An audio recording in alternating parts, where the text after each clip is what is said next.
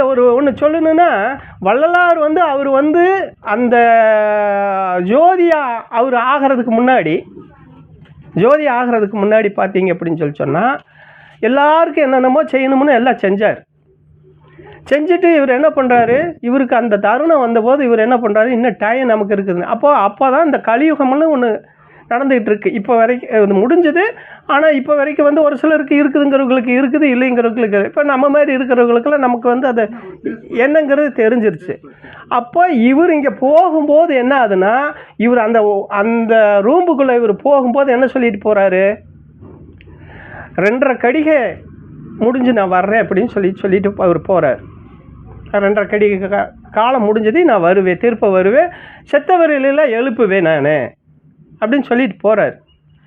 அப்போது இவர் 2.5 கடிகைன்னா அது டைமு தெரியாது. ஏன்னா இது வந்து அந்த கால வானசாஸ்திரத்தில் இருக்குது பார்த்தீங்களா, அந்த இதில் தான் இந்த கணக்கெலாம் வருது. ஆஸ்ட்ராலஜி, அந்த சோசியா இதுக்கு மாதிரி பார்க்குறவங்களே கிரக சாஸ்திரம் அதில் தான் வரும். அந்த வகையில் பார்த்தீங்கன்னா கடிகை, நாளிகைங்கிறது 24, கடிகைங்கிறது வந்து 60. அப்போ 2.5 கடிகை அப்படின்னு சொன்னால் 150. போன தடவை கூட அதை பற்றி பேசியிருந்தோம் நம்மன்னு நினைக்கிறேன். அப்போ அந்த 2.5 கடிகைங்கிற போது அப்போ அவர் என்ன பண்ணுறாருன்னா 150 வருஷம் ஆரம்பிச்சு நான் வருவேன் அப்படிங்கிறது சொல்லிட்டு போயிருக்கிறாரு. இப்போ 153வது வருஷம். அதே இதில் அவர் என்ன எழுதிட்டு போய் அவர் கைப்பட எழுதி வச்ச தபால், அவர் அப்போல்லாம் வந்து புஸ்தகமாக எழுதலை, ஒவ்வொன்றுமே பூரா தபாலாகத்தே அவர் எழுதிக்கிறார். அதுக்குண்டான இதெல்லாம் வந்து இப்போ எல்லாம் எடுத்துகிட்டு வந்துருக்குறோம். எல்லாருக்கும் அதை கொடுத்துருக்குறாங்க, இப்போ வரைக்கும் கொடுத்துக்கிட்டும் இருக்கிறாங்க. சரிங்களா? அந்த வகையில் பார்த்தீங்கன்னா பூரா தபால் தான். அப்போ அவர் என்ன எழுதி வச்சுட்டு போகிறாரு, இந்த 150 இந்த இப்போ 2.5 கடிகை வந்துருந்தேன். இப்போ நீங்கள் வேலை செய்கிறவங்கள இதோட நிறுத்திடுங்க, ஞான சபையை பண்ணுறதா படிக்கிறதா எதுவுமே செய்யாதீங்க, இனிமேல் நிறுத்திடுங்க. நான் வருங்காலம் உங்களுக்கு தெரியணும்னா, அதாவது அரசாங்கம் வந்து இப்போ நான் பூட்டிட்டு போனேன், இந்த பூட்டை அரசாங்கம் வந்து திறக்கும். அந்த அரசாங்கம் எப்போ வந்து கை வைக்குதோ அப்போ நான் வந்துட்டேன்னு அர்த்தம். இதுதான் உங்களுக்கு வந்து நான் வந்திருக்கிறதுக்கு அடையாளம் அப்படின்னு சொல்லி போட்டு போகிறாரு. சரிங்களா? இப்போ எத்தனை பேருக்கு ஏன்னா கேட்டால் இப்போ தானே நம்ம இதை பற்றி பேசுகிறேன். இந்த வள்ளலார் இப்போ ஏன்னா இப்போ இங்கே வந்திருக்கிறவங்களுக்கு வந்து இப்போ தானே நம்ம இதுக்குள்ளே போனோம். அவர் தத்துவராயர்கிட்ட போனதுக்கு பின்னாடி தானே இந்த இதெல்லாம் தெரியுது. அப்போ அவர் என்ன சொல்லியிருக்கிறாரு, இப்போ பார்த்தீங்க அப்படின்னு இப்போ சமீபத்தில் தான் வந்து இப்போ இந்த கவர்மெண்ட் என்ன அதை வடலூர் கையில் எடுத்துக்கிச்சு. சரிங்களா? வடலூர் கையில் எடுத்து 100 கோடி ரூபாய் சேங்ஷன் பண்ணியிருக்குது. இது உலக மையமாக அது மாற்றுறதுக்கு. இவருக்கு 150 முடிஞ்சது, 153வது வருஷம் இப்போ. சரிங்களா? கலியுகம் முடிஞ்சு 125 வருஷம் ஆச்சு. 5000 வருஷம் தான் கலியுகம்ங்கிறது. சரிங்களா? இதுக்கு பூரா ஆதாரமாக கொடுத்துட்டு போயிருக்கிறாரு. கரெக்டாக இது வந்து இப்போ அரசாங்கம் வந்துருச்சு உள்ள. அப்போ இவர் உள்ளே வந்துட்டாருன்னு அர்த்தம். சரிங்களா சாமி? இதுதான் மனிதனுக்கு நம்பிக்கையை தவிர நம்புங்கிறது. ஆனால் அதைத்தான் அப்ளை சொன்னது. நம்பிக்கையை வைக்கணுமே தவிர நம்ப வைக்கக்கூடாது. நீங்கள் என்ன நம்பக்கூடாது, உங்கள் மேலே நம்பிக்கை வேணும். அந்த நம்பிக்கை தான் நம்ம வாழ்க்கைக்கு வந்து ஒரு முன்னேற்றத்தை தருமே தவிர நம்ம பிள்ளையவே இருக்கிறோன்னா இது நம்புடான்னு சொல்லக்கூடாது.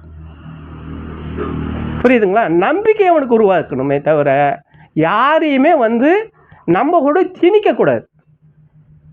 அவன் மேலே நம்பிக்கை இருந்தால் தான் ஒரு அனுபவம் அவனுக்குள்ளே வரும். அப்போ தான் அவன் வந்து ஒரு நல்ல மனிதனாக நல்ல ஒரு இதாக வந்து வாடுறதுக்கு வாய்ப்பு கிடைக்குமே தவிர எது நல்லது எது கெட்டதுங்கிறது சிந்திக்கக்கூடிய வாய்ப்பு கிடைக்கும். நம்புன்னு சொன்னீங்கன்னா அந்த மரத்தில் ஆடுது பேயின்னா நம்புவான். இங்கே நான் அது உட்காந்துருக்குதுன்னா நம்புவான். அவனை முட்டாளாக்கி போட்டு போவோமே தவிர அவனை புத்திசாலி ஆக்கிட்டு போக மாட்டான் அப்படிங்கிறது தான். அதனால வந்து யாருமே வந்து அவர் சொன்னார் அப்படின்னு சொன்னது இன்றைக்கி நடக்குது. அதனால் வந்து செத்தவரெல்லாம் எழுவாருங்க அப்படின்னா நீ விழித்திரு, நீ தனித்திரு, நீ பசித்திருன்னு சொன்னார்னா இதுக்கு அர்த்தத்தை இவங்க எல்லாமே அனர்த்தம் பண்ணிக்கிட்டே இருக்கிறாங்க, புரிஞ்சுக்க மாட்டாமல் பேசிகிட்டு இருக்கிறாங்க. அதெல்லாம் வந்து நம்ம அப்படி போகணுங்கிற அவசியம் இல்லை. நம்ம உணர்ந்தோம்னா நம்மளை உணர ஆரம்பிச்சிட்டோம்னாலே நமக்கு வழி பிறக்கும். ஒருத்தர் சொல்லி தெரிஞ்சுக்கணுங்கிறதுல சத்திய ஞான சபை, சத்திய தர்மசாலை அப்படின்னு சொல்லியிருக்கோம். அது வந்து இல்லை, அதுக்குள்ளே நம்ம போக வேண்டாம். அதுக்குள்ளே அதுக்குள்ளே நம்ம போக வேண்டாம். நமக்கு எது தேவையோ இல்லை அதுக்குள்ளே நம்ம போக தேவையில்லை. அது அவர் பார்த்து செஞ்சுட்டு போனது இருக்கட்டும் சாமி. அதுக்குள்ளே நம்ம போகவே வேண்டாங்கிறேன். இப்போ இங்கே செய்யறோம்னா இந்த செஞ்ச செயலை பற்றி பேசல, அது அவருக்கு தேவைக்கு அவர் செஞ்சுட்டு போயிட்டாரு. அவர் வந்தார் இல்லைங்களா, அதுக்கு உருவாக்கப்பட்ட பொருள் அது அவருக்கு சொந்தம். அவர் எதை பண்ணி போட்டு போயிருந்தாலும், அந்த ஞான சபையாக இருந்தாலும் தர்மசாலையாக இருந்தாலும் எதுவாக இருந்தாலும் அது அவருக்கு சம்மந்தப்பட்டது. அதுக்குள்ளே போய் நம்ம போய் எடுத்து பேச வேணுங்கிற அவசியம் இல்லை. நீ வந்ததுக்கு என்ன செய்ய போகிறீங்க? அவர் வந்ததுக்கு செஞ்சுட்டு போயிட்டார் சாமி. நீ இப்போ மனிதனை பிறந்திருக்கிற, நீ என்ன செய்ய போகிற?